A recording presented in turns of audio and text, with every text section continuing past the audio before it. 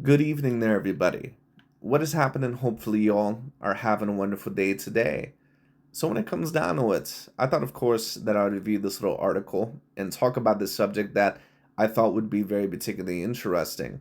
And unfortunately, I have not been able to post as much, as I've wanted to as of late because there's been so many other matters that, unfortunately, at the current moment that I've had to attend to outside that of YouTube or making videos. And on top of that, I've been working on a project that I should be able to release within that of the next week or two, and it actually will be about that of a Mr. Naoya Inoue, and it will be about 10 fights that, in my personal view, that Inoue can take, in order to really update or to transcend his career to the quote unquote status of certain fighters like that of a Sugar Ray Leonard or certain guys like that, or, other fighters, Roberto Duran, Terrence Crawford, Alexander Usyk, at least 10 fights in my personal view that really would at least debatably put him there. But that being stated, I thought that I would post this video as well as also possibly give you guys my UFC fight predictions for this weekend, at least, the main two events, because of course I wanted to get in the UFC a little bit more as well. But that being stated, this article, of course, is about Mr. Naoya Inoue. And Inoue is someone that, of course, also, he attracts a lot of buzz around that of the boxing world, both positive and negative. Of course, Inoue, in my personal view, he's someone that is an extraordinary level talent. He's someone that is probably one of the greatest fighters and one of the most skilled fighters that I've ever seen for any particular weight class. But that being stated, for a certain amount of people, it is a little bit hard for them, to completely put Inoue as the true number one pound for pound fighter, and understandably so. Now, Inoue is someone that, a lot like Terrence Crawford for many years there, both fighters were extremely dominant. They were guys that were stopping a lot of opponents, but a lot of the opponents that they also were beating, even if they were champions or even if they were in championship level fights, they just weren't always looked at as the highest of quality. And Inoue is someone that, in my view, does have a fair share of A grade level wins. He does have, the wins over Ananito Donaire, if you want to count that, but Donaire was kind of a little bit over the hill in my view, so that's a little bit of a debate. But of course, he also does have wins over Marlon DePalas and MJ Akhmadaliev and, Steve Von Fulton and Louis Neri, if you want to count those wins. And I think that you can debate that at least 3 out of those 4 wins that I just debated are A grade level wins. But still, in my view, and in a lot of other people's view, it's probably not going to be enough whether you believe that it's just or not. Those aren't going to be enough, or those level of opponents aren't going to be enough for Inoue to be remembered on those guys' level. Although I personally believe that Tapalas and MG Akhmadaliev, that they are A minus or A grade level fighters, at least for those particular weight classes. But that being stated, Inoue is going to have to face, in my view, a lot of the 126 pounders, certain either former champions or guys that have more notability in order for his career to be remembered on the same level as certain guys like a Crawford or a Ray Leonard or a Duran or a Usyk or certain guys like that. But that being stated, let's get into the article. This is not oftentimes a website that, I review. I think that this website oftentimes can be a little bit unrealistic in terms of their standards for boxers, but, it is what it is. But they're going to state certain things in the article that I thought was very particularly interesting and that I thought I should go over. But anyways, let's get into it. Let's see what the article has to say. And the title says, Blue Pill or Red Pill, the future of Naoya Inoue. And let's get into it. It says Naoya Inoue is dazzling. His speed, his power, his composure, he makes world champions look ordinary. ESPN even declared in July 2023, Naoya Inoue isn't simply the best boxer in the world, he's an all-time great, still adding chapters to his legendary career. And I do agree that, Inoue is someone that I would count as an all-time great. The question is that how high does he really deserve to be? And I'm not really quite sure if I can quite put him on the same level as guys like a Crawford or that of a Usyk quite as of yet. And I don't think that I can put him above them on the pound for pound list yet either. Or put him above them, excuse me. And the reason why I claim that is because Inoue, in my view, has the goods. He's a guy that, of course, obviously is greatly talented. But as I always say, which is why for so long, I did not put Crawford as the true number one pound for pound fighter, because you have to have the resume. Because there's a certain amount of fighters that, of course, they look greatly talented against lesser fighters or against B grade level fighters. But then they get in the ring, overall against the true pound for pound guys or guys overall that are legit A grade level fighters.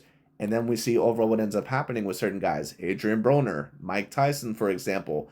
And Mike Tyson, in my view, of course, was greater than Adrien Broner, but he still was someone that pretty much lost all the big, true pound-for-pound A-grade level fights in his career. And Inoue is someone, of course, that's a great fighter, all-time great fighter, even in my view.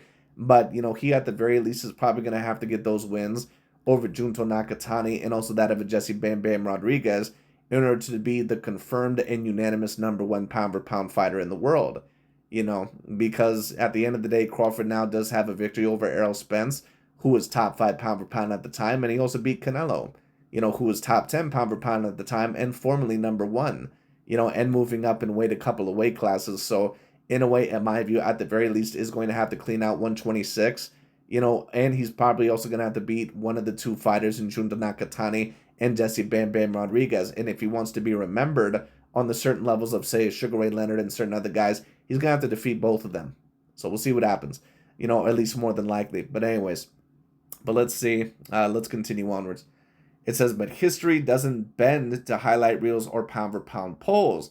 It bends to the truth. And the truth is that Inoue's greatest achievements to date are a win against Nonito Donaire, a past prime legend already beaten decisively before Inoue got to him. And let me state that very quickly. Because, of course, Donaire, whenever I bring up the fact that Inoue, in my view, that the amount of A-grade level wins in his career, I think that the most that you can debate for him is 5. And I know that a certain amount of people may disagree with that. But when people take a look, and this is the same thing that I said for Crawford, when people take a look at Crawford's resume, they're going to mainly remember Spence and Canelo Alvarez and probably Postal and Gamboa and some of those other guys. They're not going to care about guys like Ricky Burns and Julius Ndango and certain guys like that. They don't care about those guys. The guys that they're going to care about are the true big names overall that had a lot of notability and a lot of marketability. And on top of that, overall had real pound-for-pound status, or guys overall that were looked at as a true threat.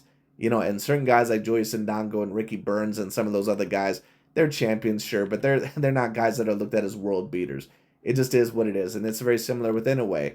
He does have his share of A-grade level wins, but people aren't going to take a look back and say, wow, you beat Emmanuel Rodriguez, or you beat Paul Butler, you beat Andrew Maloney, or, whoever else you beat. Now, they will probably pay attention to certain guys like Louis Neri and Stevan Fulton and, of course, Donaire to a degree, although he was a bit older than some of those other guys. But like I said, Inoue, in my view, does have still some more work to do, in order to be remembered on the same level as guys that I mentioned. But anyways, let's continue. And as for the Nonito Donaire point, of course, people always say, well, Donaire was someone that was a top 10 pound for pound fighter. He was top 5 pound for pound. How come, Nonito Donaire overall doesn't count as a for sure A-grade level win? Well, the reason why that is because Donaire was someone that, first of all, was a little bit big for that weight class, to be honest. And he was someone that, when he moved up in weight, even recently, when he fought Carl Frampton, and even Jesse Magdaleno, I believe was his name. If I'm saying that wrong, then please correct me. He overall ended up losing to both of those guys quite clearly. Now, he did defeat some undefeated fighters, I believe, at that weight class, at the bantamweight class, when Inoue overall ended up fighting there. But the point overall is that Nonito Donaire was not quite the same fighter as what he once was. It's not like that was a Nonito Donaire overall, like when he had just fought a Guillermo Rigondeaux. It just is what it is. It's whatever. But anyways, let's continue onwards, because, this article does have certain things that I disagree with, quite a bit as well. But let's continue. But he says, and a very good win over Stevan Fulton, a top fighter, but not the kind of elite name that defines eras. Those victories are impressive. They are not yet legendary. Well, the Stevan Fulton fight, in my personal view, is a big fight. That was a big pound-for-pound potential fight, not necessarily a fight where I would have ranked Stevan Fulton top 10 pound-for-pound necessarily, but you would have found certain lists overall that would have put him on there, especially a lot of the LDBC and new media, and a lot of people actually did not expect Inoue to beat that of a Stevan Fulton. And that was looked at as a humongous fight. That was really looked at as clearly the biggest fight in Inoue's career. And not only did he beat Fulton, like he literally embarrassed him. And Fulton is one of the best fighters, not only in the lower weight classes, but really in all of boxing. And of course, we've seen what he did to Brandon Figueroa, in the rematch when he moved up, I believe, to the featherweight class. So, Inoue, once again, it would be nice to see him move up there. And I think he'll move up there very soon, after his next couple of fights probably. But, we'll see. But anyways, that being said, the Stevan Fulton win was, it was a pretty legendary win. Now, it wasn't quite top 10 level pound for pound, which is why I say that, in order for Inoue's career to be remembered as a little bit greater, he will have to get victories, in my personal view, over guys like that of a Junto Nakatani and a Jesse Bam Bam Rodriguez, probably both of them. But I think that those fights eventually will come. But let's see. And this part of the article says the Broner warning. Boxing has seen this movie before. In 2013, Sports Illustrated ran a headline that read, Adrien Broner is boxing's next big thing. Well, what I'll personally state is this. Inoue could even end up losing to both Jesse Bam Bam Rodriguez and also end up losing to that of a Junto Nakatani, and he still would be greater than that of an Adrien Broner. It's no offense against Adrien Broner, but the best fighter that I can pretty much remember him beating was Antonio DeMarco. That's not someone, in my personal view, that ever was a true A-grade level fighter. He was someone that, he ended up defeating, I believe, that of a Jorge Linares. That probably was the biggest win of his career. And then after that, he lost to Adrien Broner and lost to a couple of other guys. But Antonio DeMarco was not someone that had this supreme level of boxing talent. Other than that, a lot of the champions that Adrien Broner ended up defeating, other than Paulie Malignaggi, you wouldn't really be able to name. He pretty much beat a lot of bums in his career, or B-grade level fighters, which are probably his biggest wins. But Broner was never, ever able to defeat a legitimate A-grade level fighter. One thing I'll say about Inoue is that Steve Von Fulton was someone that was looked at as a legit A-grade level fighter, not just A-. He was a legit A-grade level fighter, and Inoue was able to pretty much embarrass him. He also was able to defeat that of a Tapales, who defeated that of an MJ Akhmadaliev, and then he was able to defeat MJ Akhmadaliev. He also defeated Louis Neri. So it's not like Inoue doesn't have any A-grade wins whatsoever. I just think overall that, once again, his resume needs a bit more work. But Inoue could end up even losing his next fight. In my view, he's always going to be, recognizably over someone like that of an Adrien Broner. Adrien Broner is someone that is a very good, solid B-plus level fighter. He can never be above that. So it is what it is. But anyways, let's continue. But it says, the media, promoters, and fans anointed Broner as the heir to Mayweather, the sports savior, the future of boxing. And what I will personally state is this. That's why I always say that, once again, you have to prove to me, at least, in my personal view, that you have to have the resume. Because there's so many talents that I've seen overall, not just within boxing, but so many sports, where people always talk about how talented they are and they want to anoint them number one. But they're not the true number one guy, at least as of right now. Like the LeBron James fans, they wanted to claim that LeBron is the only basketball player to ever be the greatest in two separate eras. He was the greatest in the 2000s and the greatest in the 2010s. No, he wasn't the greatest in the 2000s. He was a guy that was on the come up, where people could take a look at him and say, you know what, that guy's got next. Kind of like how Michael Jordan was in the 80s, and then in the 90s he started winning. But you can never be the best in the league if you don't win a championship. It is what it is. And that's why LeBron was never officially the best until 2012. It just is what it is. All right? And it's very similar overall with other guys. I've seen it time and time again. Anthony Davis, other guys like that. And, of course, in boxing, Adrien Broner, certain guys like that. And then, of course, when I take a look at our guys, even Mike Tyson. People love to claim that Mike Tyson is the greatest heavyweight of all time, but he never really defeated anyone that was really of note in terms of being an all-time great level fighter. He defeated Larry Holmes, but after Larry Holmes had lost twice in a row and also was coming off of a 2-year layoff at like 38 years old. So, I mean, I don't really even count that one, to be honest. But, I mean, it is what it is. Anyways, but to continue. But I agree. That's why I say that the resume always matters the most. That being stated, Inoue already has a better career than Adrien Broner. He's already, for sure, a better four-way division champion than Adrien Broner. He has more A-grade level wins. That win over Fulton pretty much kills Broner's career right there. Comparatively, anyway. Anyways, let's continue. Then it says, then Marcos Maidana came along. One night was all it took for Broner's aura to collapse. The hype was real until it wasn't. Absolutely. Once again, do I believe that Inoue will suffer the same fate, at least to a fighter of the class of a Marcos Maidana? I mean, you never know. What I will personally state is this. Inoue definitely is risking it at 126 pounds because he's not naturally a 126 pounder. He's someone that's already moved up 3 separate weight classes. I believe that he started off at about 108 pounds or something like that, or somewhere around there. So if he's going up to featherweight, he's already been moving up, about 20 pounds almost, or at least 18 pounds. And then these guys, you can tell, are legitly bigger than him. Like guys like Bruce Shushu Carrington, Rafael Espinoza, obviously, who's really a damn weight bully at that weight class. I mean, come on, give me a break. The guy's what, 6'1" with 74 inches of reach? There's no way that he should be fighting at that weight class. I'm sorry. Even other guys like Robeisy Ramirez and other guys like that, Brandon Figueroa, like they're clearly about a weight class and a half bigger than that of an Inoue, if not two weight classes. So if Inoue can beat those guys, it will be something that will be remembered. And he will be put on that same level as guys like Usyk and, Crawford if he can defeat the best of that weight class. Nick Ball, Bruce Shushu Carrington, although of course he hasn't won a title yet, but he is an exceptional level talent. Maybe Robeisy Ramirez and some other guys there. It's going to be looked at overall as a great move in my view, but we'll see. Anyways, that's the warning for Inoue. Yes, he passes the eye test better than Broner ever did. Completely agreed. And that's the thing. Like, you can just take a look at Inoue. He can just do certain things that Broner could never do. Broner is someone overall that, he kind of, he'll unleash on you overall if you're not super offensive or if you don't have the highest amount of talent.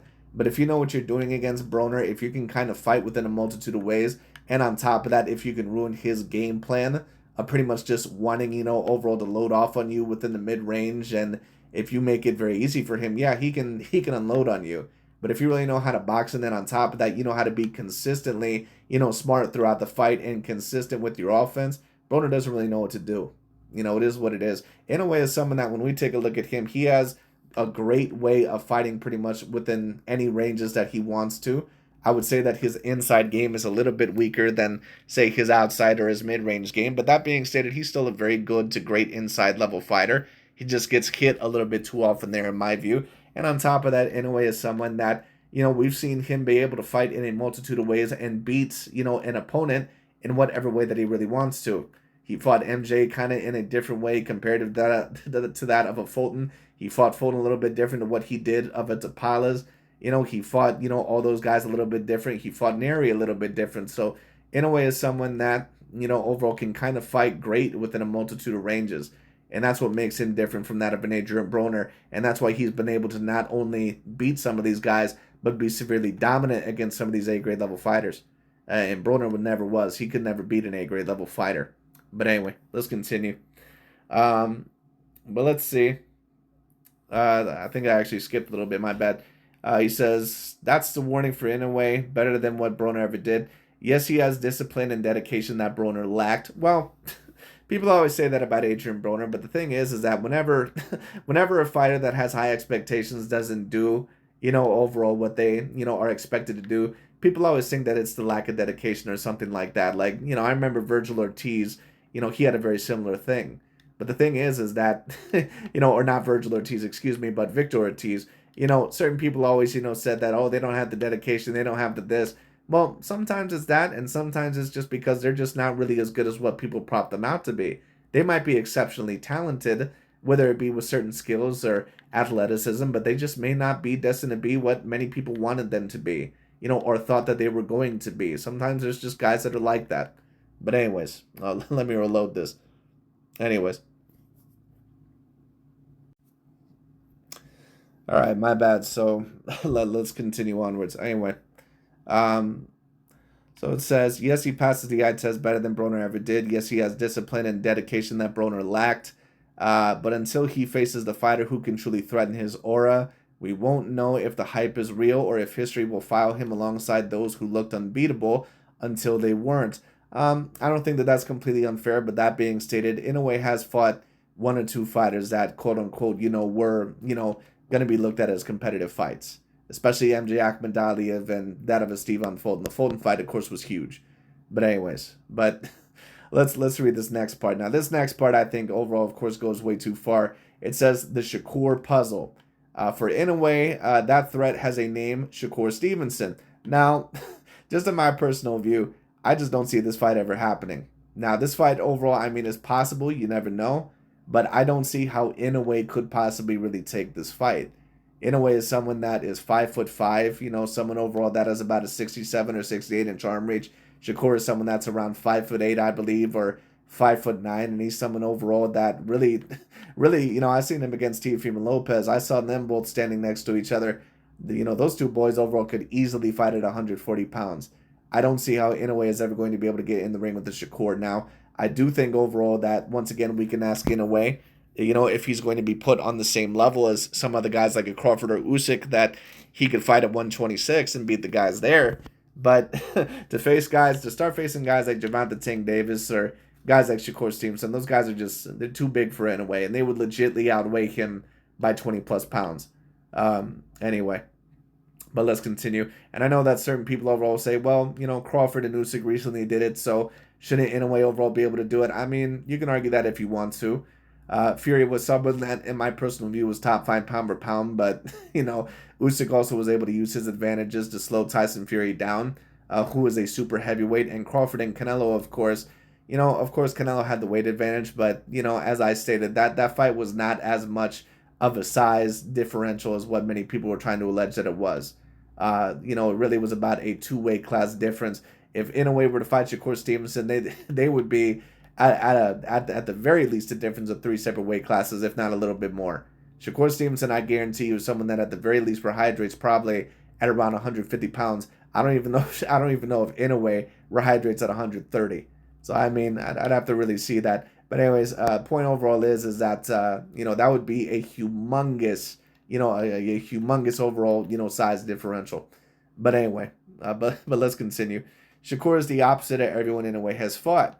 He doesn't give openings. He doesn't unravel under pressure. He makes punchers miss, then makes them doubt themselves. He's tall, long, defensive, patient, the perfect antidote to Inoue's aggression and timing. Well, Inoue is someone that has also more than just aggression. Inoue is someone that is just a great all-around boxer nonetheless. He's someone that is a phenomenal level boxer, but like I said, I don't think that it would really be fair to ask Inoue of this. I think that it's fair to maybe see him fight guys at 126 or 130, maybe. And to be honest with you, that's really pushing it, because Inoue isn't even a natural 122 pounder. He's about a weight class, above really where he should be already.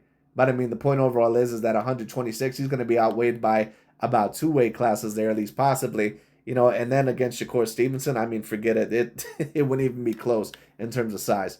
Anyway, but let's continue. Let's see. If Inoue can solve that puzzle, then yes, he becomes what ESPN has already called him, an all-time great. But until then, he has not arrived. Well, I can't agree with that.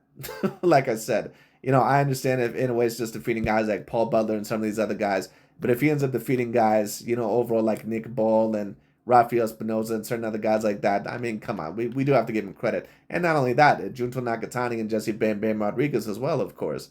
We have to give him a great amount of credit. Bruce Shushu Carrington is also very highly talented and a grade level fighter in my view. Some of these other guys, we have to give him a lot of credit. Nick Ball, though, all those guys that I just mentioned are A grade level fighters. So I mean, you can debate that they're not as talented as Shakur if you want to, but I just don't see, once again, in a world where that fight really happens. But we'll see.